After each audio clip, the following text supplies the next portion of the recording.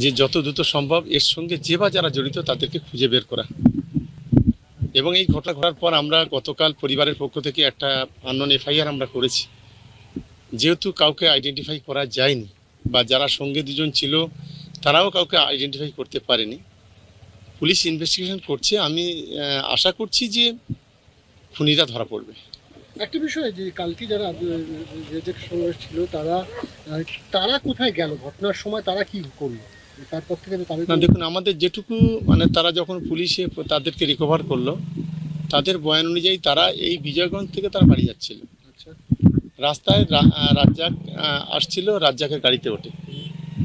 রাজ্জাকের গাড়িতে ওঠার পরে যে জায়গায় পিওটা আপনারা দেখছেন, এখানেই একটু একটা গাড্ডা আছে, গাড়িটা নাকি স্লো হয় এবং সঙ্গে সঙ্গে চতুর্দিক থেকে উঠে এলোপাতাড়ি গুলি চালাতে শুরু করে। এরা বললো যে আমরা ভয়তে তখন পালাই।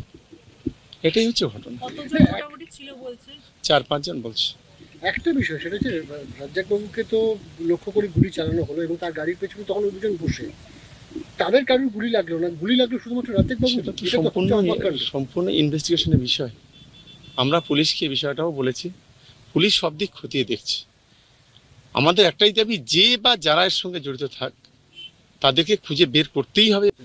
দেখুন, এই যে চকমরিচা এই এলাকাটা চালতাবেড়িয়া গ্রাম পঞ্চায়েত, এইটা একটা সময় 2021 সালে এখান থেকে আইসে প্রায় 8 থেকে 9 হাজার ভোটে লিড নিয়েছিল।